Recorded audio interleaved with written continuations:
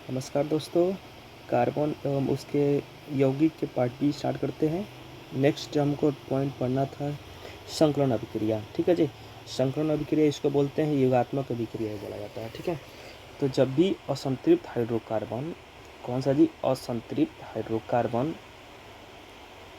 देख लीजिए, असंतृप्त hydrocarbon hydrogen gas से रिएक्शन करता है तो संतृप्त हाइड्रोकार्बन बनाता है। क्या बनाता है जी, संतृप्त हाइड्रोकार्बन बनाता है। इस अभिक्रिया को क्या बोलते हैं, संकलन अभिक्रिया। यानी असंतृप्त हाइड्रोकार्बन हाइड्रोजन गैस से रिएक्शन करके जब संतृप्त हाइड्रोकार्बन बनाएगा तो इसको क्या बोलते हैं, संकलन अभिक्रिया बोलते हैं। एग्जाम्पल लेते हैं, जैसे लेते हैं एथीन C2H4, है ना जी, डबल बॉन्ड बनता है इसमें एथीन। जब हाइड्रोजन से रिएक्शन कराएंगे किसके प्रेजेंस में, सोडियम, कितना इसका टेम्परेचर आएगा, 200 डिग्री सेल्सियस से 300 डिग्री सेल्सियस पर। ठीक है जी, जब हम कराएंगे इसका रिएक्शन तो क्या बनेगा, C2H6 बनेगा। क्या बनेगा जी, एथेन बनेगा। ठीक है, तो ये हमारा रिएक्शन कौन सा हो जाएगा, संकलन अभिक्रिया। जब भी असंतृप्त हाइड्रोकार्बन को H2 गैस से रिएक्शन कराते हैं तो संतृप्त हाइड्रोकार्बन बनता है। इस अभिक्रिया को क्या बोलते हैं, संकलन अभिक्रिया बोलते हैं। कंप्लीट। चलिए देखते हैं नेक्स्ट पॉइंट में। नेक्स्ट पॉइंट हमको पढ़ना है कौन सा जी, प्रतिस्थापन अभिक्रिया। प्रतिस्थापन अभिक्रिया का होता है, देखिए जी, जब संतृप्त हाइड्रोकार्बन जो होते हैं इसका रिएक्शन हम हैलोजन से कराते हैं, हैलोजन ग्रुप वर्ग 17 का तत्व। तो जब भी हम संतृप्त हाइड्रोकार्बन का रिएक्शन हैलोजन गैस से कराते हैं, प्रेजेंस क्या होता है, सूर्य का प्रकाश, सूर्य के प्रकाश में कराते हैं। चलिए एग्जांपल देकर देखते हैं। ठीक है,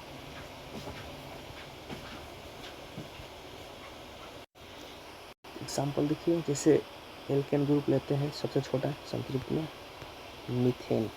मीथेन का रिएक्शन क्लोरीन गैस से कराते हैं, प्रेजेंस सूर्य का प्रकाश यहाँ पे, तो क्या बनेगा, CH3Cl क्लोरोफॉर्म और HCl एसिड बनेगा। ठीक है, HCl। तो यहाँ पर क्या हुआ जी, जो CH4 जिसमें दिख रहा है हाइड्रोजन परमाणु, ये क्लोरीन परमाणु से क्या हो रहा है, प्रतिस्थापित हो रहा है। तो ये कौन सा अभिक्रिया हो जाएगा, प्रतिस्थापन अभिक्रिया। कंप्लीट। चलते हैं नेक्स्ट टॉपिक के बारे में। नेक्स्ट टॉपिक है एथेनॉल के गुणधर्म। नेक्स्ट पॉइंट है एथेनॉल का गुणधर्म। इसमें जानेंगे ये द्रवावस्था में पाया जाता है। किस अवस्था में जी, द्रवावस्था में पाया जाता है। पीने वाला है, हम लोग पीते हैं, जो शराब पीते हैं ना, ये एथेनॉल ही होता है। इससे क्वथनांक देख लीजिए, जो गलनांक क्या होता है, तो जो गलनांक होता है और क्वथनांक होता है, तो गलनांक होता है 156 केल्विन और क्वथनांक होता है 351 केल्विन। कितना जी, 351 केल्विन। कंप्लीट। आगे देखते हैं, जो हम लोग शराब पीते हैं यही एथेनॉल होता है।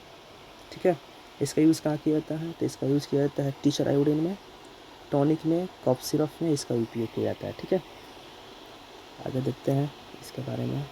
सोडियम के साथ जब अभिक्रिया करता है एथेनॉल तो क्या बनाता है, थोड़ा बैक करते हैं। जब एथेनॉल सोडियम के साथ अभिक्रिया करता है तो बनाता है सोडियम एथोक्साइड। ये आपको रिएक्शन याद रखना होगा। ठीक है जी, और हाइड्रोजन गैस रिलीज करता है। ठीक है, जब सोडियम एथेनॉल जो होता है, एथेनॉल सोडियम के साथ रिएक्शन करता है तो क्या बनाता है, सोडियम एथोक्साइड और हाइड्रोजन गैस रिलीज करता है। कौन सा गैस, सोडियम एथोक्साइड बनाता है और हाइड्रोजन गैस क्या होता है, रिलीज करता है। ठीक है, तो सोडियम एथोक्साइड का फॉर्मूला याद कर लीजिएगा, क्या होता है, C2H5ONa, ये होता है सोडियम एथोक्साइड का फॉर्मूला। ठीक है, देखिए नेक्स्ट पॉइंट, इसमें एग्जांपल क्या दिया गया है। नेक्स्ट एग्जांपल दिया गया है, जब एथेनॉल जो होता है ये, इसको सांद्र सल्फ्यूरिक अम्ल से रिएक्शन कराते हैं तो क्या प्राप्त होता है, एथीन और जल प्राप्त होता है। क्या बहुत प्राप्त होता है, एथीन और जल प्राप्त होता है। इसमें सबसे अधिक टेम्परेचर कितना होता है, 443 केल्विन इसका टेम्परेचर होता है। इसमें सबसे महत्वपूर्ण पॉइंट, एग्जाम में देखो बहुत अच्छी तरह से क्वेश्चन पूछा गया है, याद रखना होगा। ठीक है, क्वेश्चन कैसे पूछेगा कि जब हम एथेनॉल का रिएक्शन कराते हैं कितने डिग्री टेम्परेचर पे, तो हम लोगों को एथीन प्राप्त होता है और जल प्राप्त होता है 443 केल्विन। ठीक है, कंप्लीट। इसके बाद पूछेगा कि इसमें किस अम्ल का उपयोग किया जाता है, तो सल्फ्यूरिक अम्ल का उपयोग किया जाता है। क्या बनता है, हमको एथीन प्राप्त होता है और जल प्राप्त होता है। ठीक है, एक और इसमें पॉइंट आता है 443 केल्विन तापमान पर एथेनॉल को सल्फ्यूरिक अम्ल के साथ गर्म करने पर एथेनॉल का निर्जलीकरण होकर एथीन प्राप्त होता है। किसका जी, और इसमें जो सल्फ्यूरिक अम्ल होते हैं ये निर्जलीकरण का कारण बनते हैं, जो एल्कोहल से जल को अलग कर देता है। ठीक है, इस पॉइंट को अच्छी तरह से देख लीजिएगा, एग्जाम में बनेगा, ऑब्जेक्टिव क्वेश्चन लेकर आ रहे हैं बहुत जल्द ही इससे रिलेटेड। चलिए जी आगे जानते हैं। अब देखो जो सब्जियों में जो हम लोग पीते हैं तो ये शराब अच्छी नहीं है पीना, तो एक होता है मेथेनॉल। क्या होता है जी, मेथेनॉल CH3OH इसका फॉर्मूला है। ठीक है, इसको कास्ट स्पीड भी बोला जाता है, कास्ट एल्कोहल भी बोला जाता है। ठीक है, तो कास्ट एल्कोहल को मेथेनॉल भी कहा जाता है। इसको कास्ट क्यों कहा जाता है, क्योंकि ये पहले ये लकड़ी के भंजन आसवन से प्राप्त होता था, लकड़ी के भंजन आसवन से प्राप्त होता था, इसलिए इसे कास्ट के नाम से जाना जाता है। जो मेथेनॉल होता है ये यकृत में मेथेनॉल बनाता है। क्या बनाता है जी, यकृत में पहुंचकर मेथेनाइल बनाता है, जो हमारे चक्षु नेत्र तंत्रिका है इसको इफेक्टिव करता है, प्रभावित करता है, इससे व्यक्ति अंधे हो जाते हैं। यानी अधिक मात्रा में मेथेनॉल का सेवन करने से, थोड़ी मात्रा में भी सेवन करने से आदमी क्या हो जाते हैं, अंधे हो जाते हैं।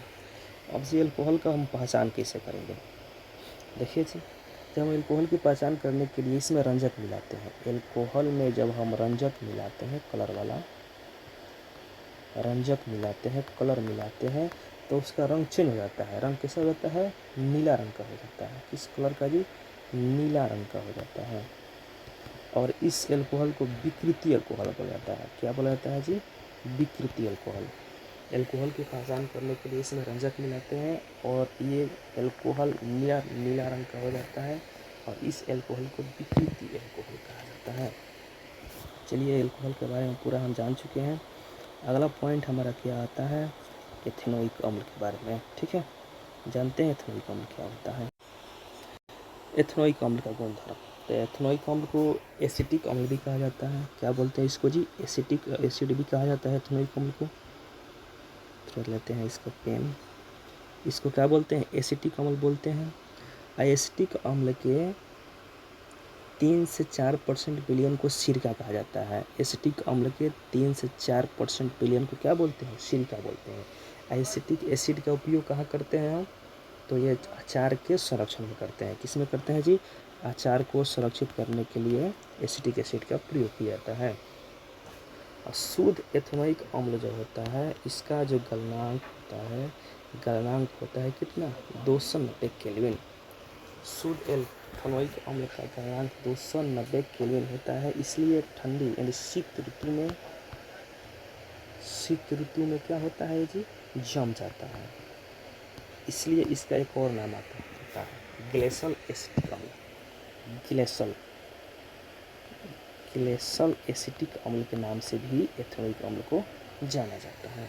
ठीक है, अब कुछ इसके देखते हैं रिएक्शन, देखते हैं इसका रिएक्शन क्या होता है जी। तो जब हम अम्ल और एल्कोहल का रिएक्शन कराते हैं, ठीक है, ये जी अम्ल है, ये एल्कोहल है, तो अम्ल और एल्कोहल का रिएक्शन कराते हैं तो क्या बनता है, एस्टर बनता है। तो एस्टर का फॉर्मूला क्या हो जाएगा जी, एस्टर का जो RCOOR ये होता है एस्टर का सामान्य सूत्र। ठीक है, तो एस्टर बनता है और जल बाहर निकालता है। ठीक है, तो जब भी हम अम्ल और एल्कोहल का रिएक्शन कराते हैं तो एस्टर बनता है और जल बनता है। कंप्लीट। ये जो रिएक्शन एक और बात जानते हैं, जो एस्टर होता है, एस्टर का जो गंध होता है मृदु होता है, मीठा होता है। ठीक है, इसका यूज़ कहाँ कहाँ किया जाता है जी, तो इसका यूज़ किया जाता है इत्र में, तो एस्टर का उपयोग इत्र बनाने में किया जाता है। कहाँ जी? इत्र बनाने में किया जाता है। देख लीजिए, इत्र बनाने में अच्छा सुगंध होता है। ठीक है। उसके बाद जो फल होते हैं, जैसे जूस पीते हैं तो उसका जो सुगंध होता है, जैसे मान लीजिए हम लोग पीते हैं क्या वो जूस पीते हैं ना, जैसे जैसे डब्बा वाला, तो उसमें जो सुगंध आता है एस्टर के कारण ही आता है। ठीक है। अब देखते हैं आगे। अगला पॉइंट है कि जो ये बना हुआ था हमारा एस्टर, ठीक है जी, आज जब इसका रिएक्शन सोडियम हाइड्रोक्साइड के प्रेजेंस में कराते हैं तो फिर सेम वही क्या जी, एथेनॉल प्राप्त हो जाता है। ठीक है। अर्थात कहने का मतलब है कि रिवर्सेबल रिएक्शन है। ठीक है, रिवर्सेबल रिएक्शन है। आगे क्या जानना है? महत्वपूर्ण पॉइंट है कि सोडियम हाइड्रोक्साइड से अभिक्रिया के द्वारा एक क्षार होता है जो एस्टर पुनः एल्कोहल एवं कार्बोक्सिलिक एसिड सोडियम यौन बनाता है। इस अभिक्रिया को साबुनीकरण बोलते हैं। क्या बोलते हैं जी? साबुनीकरण बोलते हैं। साबुन दीर्घ श्रृंखला वाले कार्बोक्सिलिक अम्ल सोडियम तथा पोटेशियम लवण होते हैं। साबुन क्या होते हैं जी? लंबी श्रृंखला वाले सोडियम तथा पोटेशियम के लवण होते हैं। ठीक है। सोडियम हाइड्रोक्साइड का रिएक्शन अगर हम एथेनॉल से कराते हैं, सोडियम हाइड्रोक्साइड का रिएक्शन इथेनॉल से कराते हैं तो हमें प्राप्त होता है सोडियम एसीटेट या सोडियम एथनोइट और जल प्राप्त होता है। ठीक है, याद होना चाहिए फॉर्मूला ये। उसके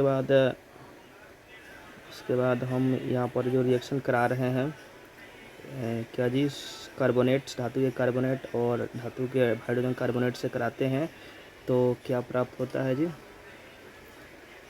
तो प्राप्त होता है हमें सोडियम एसीटेट जल और कार्बन डाइऑक्साइड प्राप्त होता है। ठीक है, सोडियम एसीटेट जल और कार्बन डाइऑक्साइड प्राप्त होता है। ठीक है, चलिए चलते हैं नेक्स्ट पॉइंट की ओर। देखिए ऑब्जेक्टिव क्वेश्चन देखेंगे तो क्लियर होगा सभी पॉइंट। ठीक है। और देखिए जानते हैं साबुन के बारे में। किसके बारे में जी? साबुन के बारे में। ये जो साबुन होते हैं ये क्या होते हैं? साबुन जो होते हैं ये अणु लंबी श्रृंखला वाले हैं कार्बोक्सिलिक अम्लों के सोडियम एवं पोटेशियम को लवण होते हैं। ठीक है जी, साबुन क्या होते हैं? लंबी श्रृंखला वाले सोडियम पोटेशियम के क्या होते हैं? लवण होते हैं। चलते हैं नेक्स्ट पॉइंट की ओर। जानते हैं। देखिए साबुन के जो दो सिरे होते हैं। साबुन के क्या होते हैं? दो सिरे होते हैं। एक होता है क्या होता है दीजिए, जलरागी, और दूसरा होता है जल विरागी। ठीक है जी, जल विरागी। तो जल रागी परस्पर किसके साथ अभिक्रिया करता है? तो जल रागी जो होता है अम्ल के साथ अभिक्रिया करता है। किसके साथ जी? अम्ल के साथ। और जल विरागी किसके साथ अभिक्रिया करता है? हाइड्रोजन के साथ। किसके साथ? हाइड्रोजन के साथ। ठीक है, याद होना चाहिए कि जल रागी अम्ल के साथ अभिक्रिया करता है जबकि जल विरागी हाइड्रोजन गैस के साथ अभिक्रिया करता है। ठीक है, चलते हैं देखते हैं नेक्स्ट पॉइंट क्या इसमें दिया गया है। चलिए जी, इसी के साथ हमारा पूरा चैप्टर कंप्लीट होता है, कार्बन और इसके कंपाउंड्स। अगर कोई पॉइंट छूटा है तो शॉर्ट वीडियो बनाकर, अभी जितने ये क्वेश्चन नीचे दिए गए अभ्यास वाले शॉर्ट वीडियो बनाकर डाल देते हैं। ठीक है, थैंक यू वेरी मच पूरा वीडियो देखने के लिए।